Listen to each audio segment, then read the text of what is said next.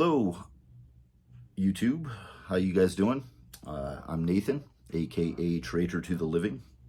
I make music and weird sounds and videos and digital art that I share for maybe 2-3 people to appreciate. I'm gonna talk today about GAS, Gear Acquisition Syndrome, as they call it. Now, little backstory: I've been a musician most of my life. I was taught a little piano by my mom as a kid, played clarinet in the school bands growing up, and then later got into playing guitar and bass guitar specifically. Played in bands as a bass player for a number of years in multiple bands, and got into home recording early on, first with a cassette Tascam, and then got a Roland VS840 8-track player that I played, recorded with a lot back then, and before I moved into computers early on, with Cool Edit Pro and a lot of the early DAW software stuff, and recorded and played music, and it was mostly guitar based. I had synthesizers and had synthesizers in my music, but it was just kind of a side thing back then. It was mostly all based off of guitar and bass, and used drum machines for my home recordings. Recorded some in an actual professional studio with a couple of the bands I was in. But then I kind of took a break for a good 10 years from recording. Still played my guitar and bass, and did some home recording, but very minimal. It was a long break. I didn't have a place to like set up so much in some of the places I was living up in Oregon and whatnot, small apartments and stuff. So fast forward to 2020, the pandemic hits, and it was at that point that I went down a YouTube rabbit hole of videos and synthesizers and drum machines and group boxes, and got way into Heimbach stuff and the test equipment thing. At the time, I was thinking of building a modular synthesizer, Eurorack, and it was very expensive. Is very expensive to get into that stuff. And I got mesmerized by the old vintage test equipment that Heimbach was making music with. Started buying that stuff off of eBay. It was cheap. I could find deals on things that would say for parts are not working. And I'm an electrician by trade and tinker with electronics. So I would get something, it would be a minor fix, or it worked fine. I'd say about 98% of the things I bought were functional. So I started collecting that stuff, and it grew and it got bigger and bigger, and became a mammoth monstrosity.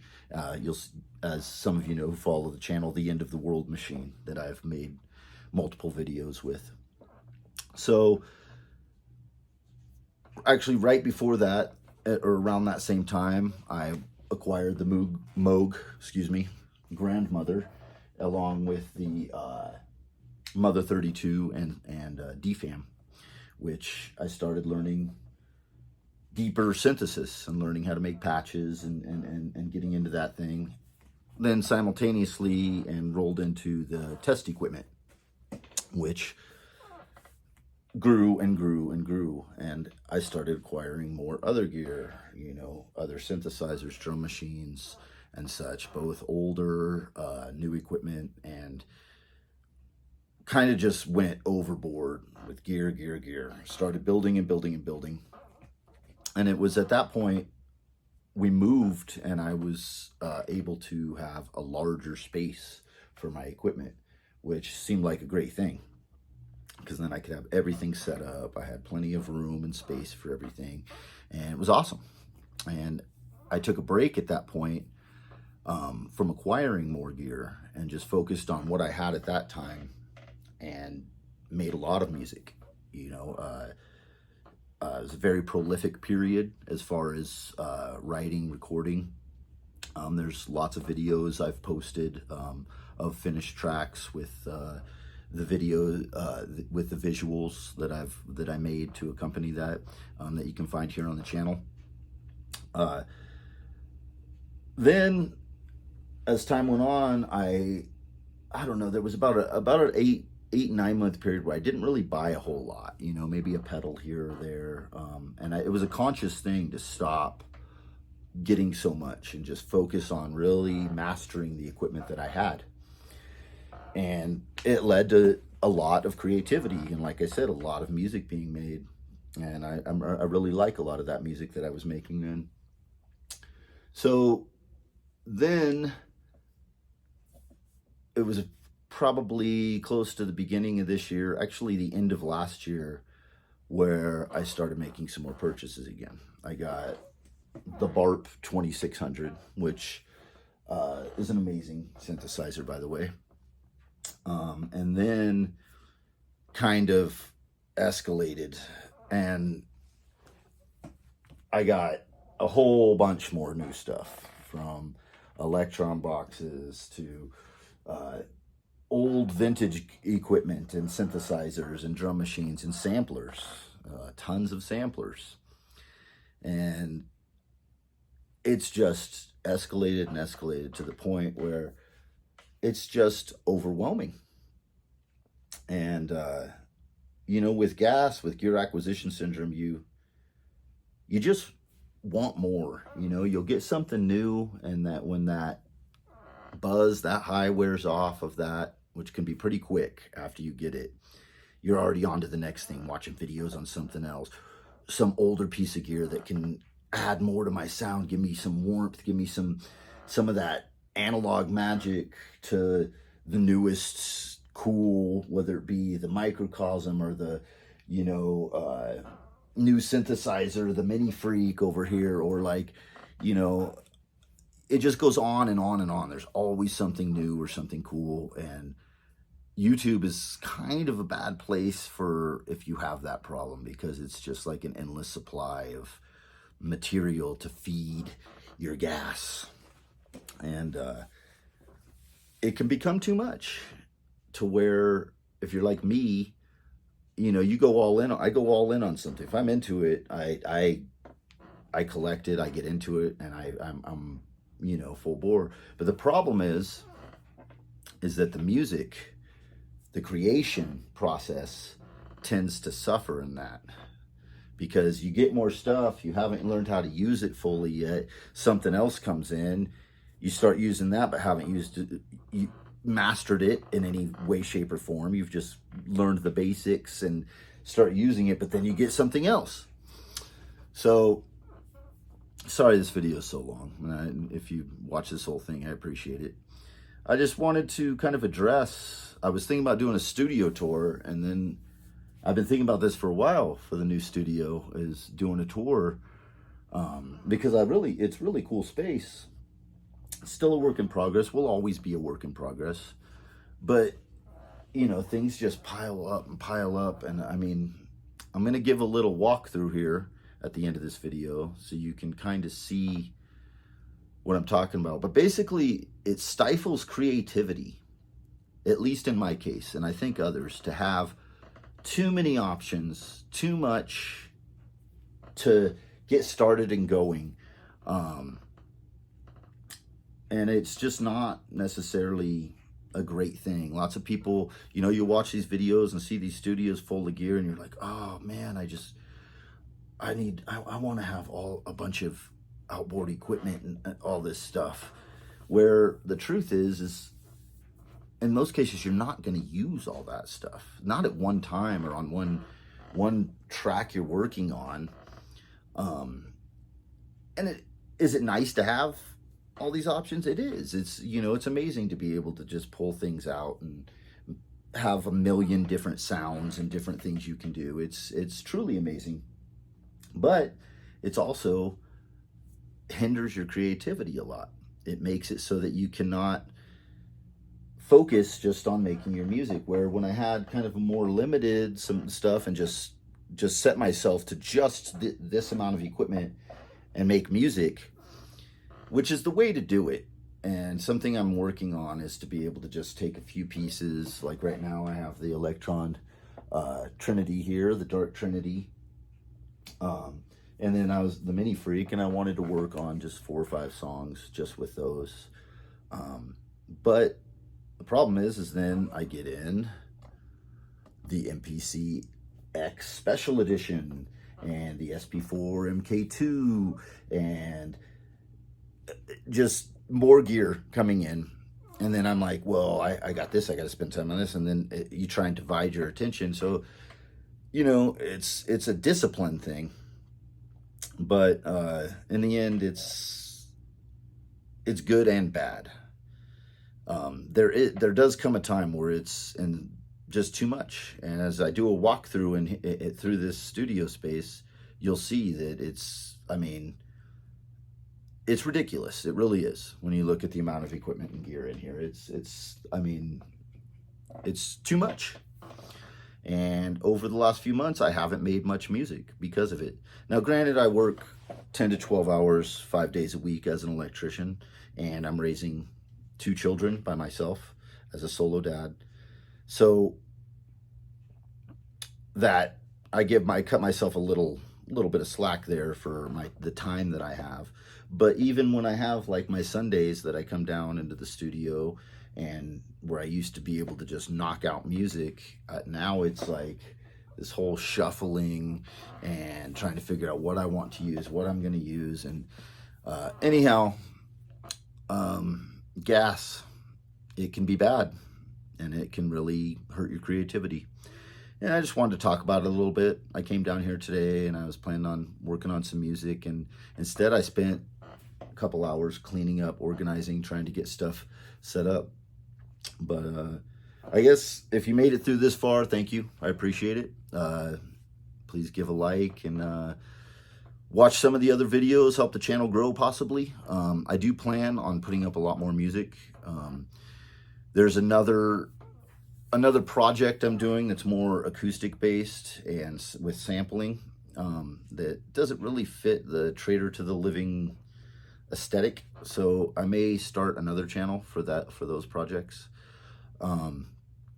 But yeah, I just wanted to have a candid talk and let you know that you don't need all this equipment to make good music. You don't need the new coolest thing or that vintage amazing sounding thing that you've always wanted. You can do most of it with a computer and maybe 1 or 2 outboard things, a guitar and a bass or something. You know, you don't need you don't need to surround yourself with analog equipment and digital samplers and drum machines and all this stuff. You just don't.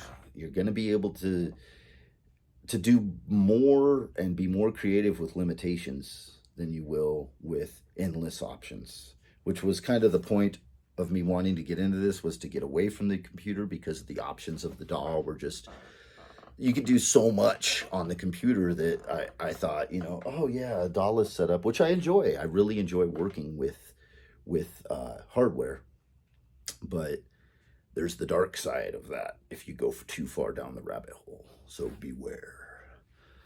All right, guys, I'll do a little walkthrough so you can see the insanity that I'm talking about, and post this up. It's the longest video I think I've ever made, but thanks for watching. And if you're not subscribed, please, you know, give me a like, a subscribe, I guess is how they ask for it.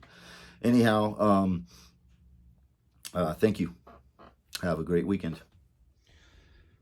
Okay, let's start with the madness. So, got this drum kit that I've been using. That's for my son, also plays on it. Come in here.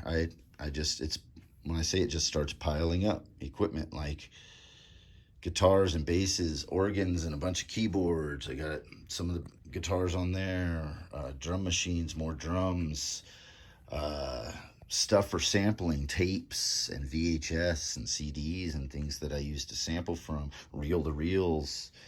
You come down the line, I've got old synthesizers, old drum machines, the SRX Pro, the SH32 amps, old recorders, tape recorders, and I got keyboards here. A couple of these are some loaners from a friend. The Kawai K5000S, amazing additive synthesizer, and the Yamaha AN1X. I've got the Sirius by Quasi-MIDI, just some of the synths. And you got Microfreak and Hydrosynth, some pedals over here. These are some of the Microcosm and the Empress Reverb, both amazing effects. At the heart right now, I've put the brand new and unnecessary purchase of the Akai MPC X Special Edition. You got some others, you know, my interface and the analog heat, which I run pretty much everything through, especially on the MPC. Got the computer. All right, and then we'll come over to the rack. Moog grandmother, a couple patch bays. I've got preamp and old. This is all old rack gear, effects, lexicons, and Alesis Quadriverb 2, old Behringer ones I've had for over 20 years. Emu sampler, my Marantz tape deck. This is actually an amazing tape machine. Equalizers and such. Then we got old drum machine, Revolution 309 groove box. The oldest sampler in the collection, the SP202. More Moogs, 2600. Then there's a analog old mixing desk that I had to just move it aside because there's no room for it. It's another one that's all stereo channels I've been using. And then just off in the corner, I've got the Linstrument, the KeyStep Pro, which I barely use anymore because I don't have space for it, which is insane because this is a huge room for music. The Electron boxes. Just got this Planet Fat last weekend, old rack mount from Crazy Sounds. The MPC One, which I'm not sure what I'm going to do with yet. It can literally do everything that the MPC X can. I did not need the MPC X. There's nothing that the MPC One cannot do other than the inputs and outputs and stuff of the I/O on this is insane. See if you can get a look at it. It's got a crazy amount of, I can hook the turntable right through this. It's got more MIDI. So I justify it to myself, obviously. And then, what is this? Just a cabinet of all, keep percussive stuff and stuff to sample in here. More tape machines. This is where I kind of keep some of the tape stuff. I've been buying tons of little tape recorders and things for the last couple years. The theremin, got a bunch of effects pedals, mixers. This section has become basically just chaos because there's of space issues. And then we get into the really scary part, which is the test equipment. This whole thing is a giant analog synthesizer, modular, that I've built up over the years. The end of the world machine. And you can see there's some tape machines. You can see it's just gear after gear after gear after gear. It's just, I mean, there's stuff just I can't even fit on there because it's so, it just piles, things piled up. So anyhow, my dream space has become at times a nightmare. And so you can see there it is in the wide shot.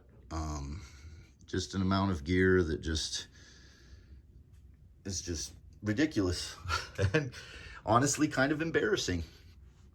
But I do love everything in here and it all has a purpose. So I guess I should quit complaining about it, and get to actually using it and making some music. All right, guys, thanks for watching. Take care.